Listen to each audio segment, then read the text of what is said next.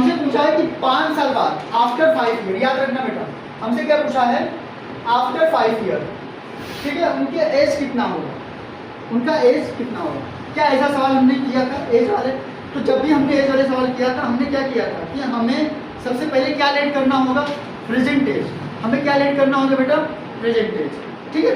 अच्छा, ये जो एज का सम दे रखा है वो कौन सा दे रखा है, कुछ नहीं बोला तो हम क्या मान के चलेंगे कि प्रेजेंट का दे रखा है, ठीक है।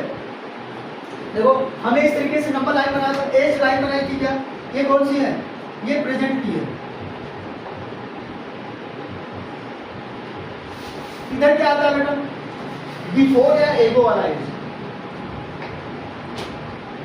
आता है। इधर क्या आएगा बेटा, आफ्टर वाला, आफ्टर या लेटर जो भी क्या है, यही ना बेटा। आगे देखो, जो प्रेजेंट एज है, मैंने क्या माना, फादर की क्या है, एक्स है, और उसके सन की क्या है बेटा, वाई। कोई दिक्कत, एक्स ईयर और वाई, ये हमने मान लिया। ये प्रेजेंट एज हमने किसका माना, उसके फादर का और उसके सन का माना। अब मुझे बताने का क्या बोल रहा है, क्वेश्चन क्या कह रहा है कि दोनों के एज का सम कितना है, 45। कितना बेटा, 45। इसका मतलब क्या है, क्वेश्चन क्या कह रहा है, क्वेश्चन के अकॉर्डिंग क्या है कि x प्लस वाई की वैल्यू कितनी रही होगी। क्या इसमें कोई डाउट आप लोग को, x प्लस वाई का जो सम आएगा वो किसके बराबर आएगा, 45 के बराबर आएगा। अब दूसरी कंडीशन क्या कह रहा है, 5 ईयर एगो, यानी 5 साल पहले। अब मुझे बताओ बेटा, 5 ईयर एगो फादर की एज क्या रही होगी, वेरी गुड, क्या रही होगी बेटा, x माइनस 5। जैसे अभी हमारी एज 15-16 साल है, 5 साल पहले हम कितना रहे होंगे, 5 साल घटा देंगे ना उसमें से, 5 साल माइनस कर देंगे तो हमारी एज आ जाएगी। तो वैसे अगर फादर की अभी प्रेजेंट एज कितनी है, x है, तो 5 साल पहले कितनी रही होगी, x माइनस 5 रही होगी। क्या इसमें डाउट है किसी को। उसी तरीके से सन की एज कितनी रही होगी बेटा, y माइनस 5 ईयर,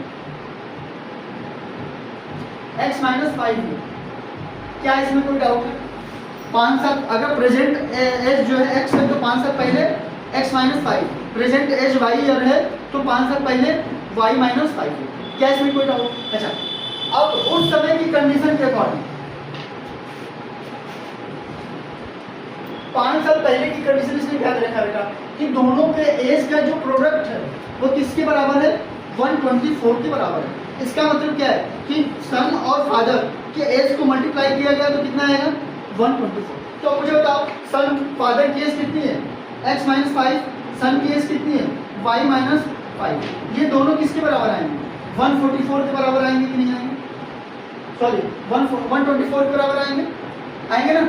अब देखो, एक इक्वेशन ये रही, एक इक्वेशन ये रही, दो इक्वेशन दो अननोन। क्या हम सॉल्व नहीं कर पाएंगे, करें, इसके आगे आसानी से कर सकते हैं। अच्छा, यहाँ पे देखें, क्वाड्रेटिक इक्वेशन बनेगी, क्वाड्रेटिक इक्वेशन हम सॉल्व करना जानते हैं, ठीक है, क्वाड्रेटिक इक्वेशन बनेगी, हम उसको सॉल्व करना जानते हैं। और देखो, अगर यहाँ से हम चाहें, भला नहीं, देखो अगर यहाँ से हम x निकालना चाहें तो क्या मिलेगा, 145 माइनस का y मिलेगा।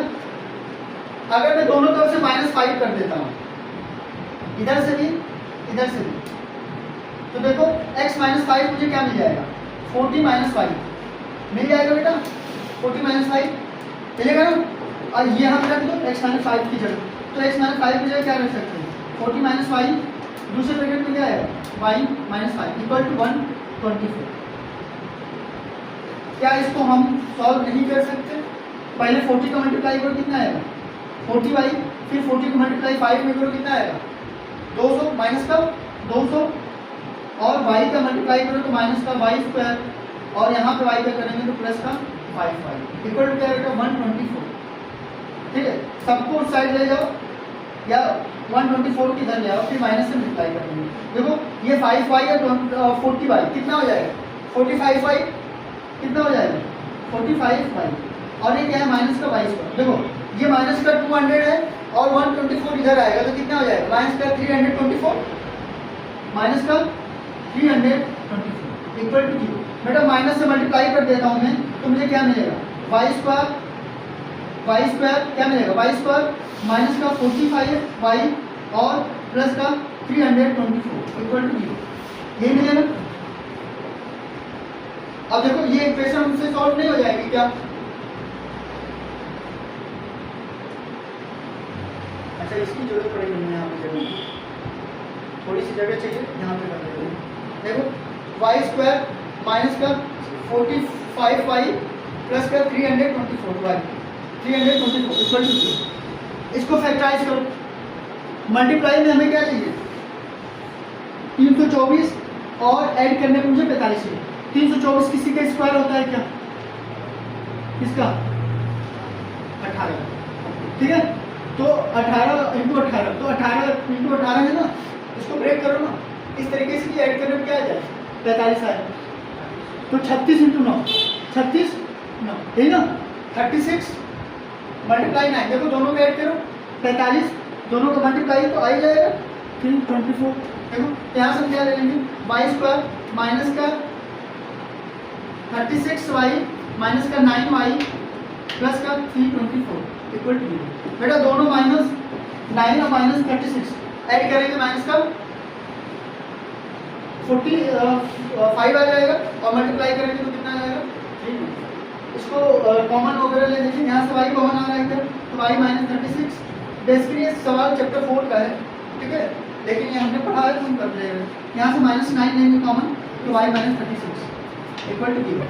दोनों से कॉमन क्या आ रहा है बेटा y माइनस 36, यहाँ से y माइनस 9 इक्वल टू 0। यहाँ से एक y की वैल्यू कितनी आ गई 36, दूसरे y की वैल्यू क्या आ गई बेटा 9, ठीक है। अब x मुझे क्या मिलेगा, x क्या है, ये है ना, ये x है यहाँ पे, x प्लस वाई 45 है। तो अगर x की वैल्यू यहाँ से क्या हो जाएगी 9, यहाँ से x की वैल्यू क्या आएगी 36, ये आएगी बेटा। यहाँ पे रखेंगे तो देखो कहाँ गया x प्लस वाई कितना 45, तो अगर x की y की जगह 45 रखेंगे तो x क्या आ जाएगा 9, अगर x की जगह 9 रखेंगे तो x क्या आ जाएगा 36। अब मुझे बताओ क्या ये दोनों सही है कि दोनों में से कोई एक सही है? दोनों सही। कौन सा सही है, कौन सा है? क्या फादर की एज बेटे से कम हो सकती है? फादर की एज ज्यादा होगी ना, तो इसमें फादर की एज में क्या माना है x, यानी x वाली वैल्यू बड़ी होनी चाहिए ना y वाली से, तो ये वाला गलत है, ये वाला सही है। क्यों बेटा, देखो बेटा 9 ईयर का हो सकता है और फादर कितना था 36, बट बेटा 36 हो जाए और फादर 9 ईयर कैसे क्रॉस करेगा, बात समझे? तो ये वाला गलत है, ये वाला सही है, समझे समझे? तो ये कौन सी एज निकल के आई है, प्रेजेंट एज। ये कौन सी एज निकल के आई है, प्रेजेंट एज। लेकिन हमें बतानी कौन सी एज है, आफ्टर 5 ईयर। तो 5 साल बाद मुझे बताओ अभी कितना एज है फादर की, कितनी एज है अभी 36, तो 5 साल बाद कितनी हो जाएगी 41, और 41 ईयर। बेटे की एज कितनी हो जाएगी, अभी 9 है तो 14, ये आंसर होगा बेटा। अब देखो इसको क्रॉस चेक भी कर सकते हैं, दोनों का सम 45 तो आई है, 5 साल पीछे जाए, 5 साल पीछे जाएंगे तो बेटा कितने साल का रहा होगा 4 साल, और बाप कितने साल का रहा होगा बेटा 31 ईयर, तो 4 मल्टीप्लाई 31 कितना आएगा 124 ही आता है, ठीक है। तो यहाँ से हमारा क्वेश्चन क्रॉस चेक भी हो गया।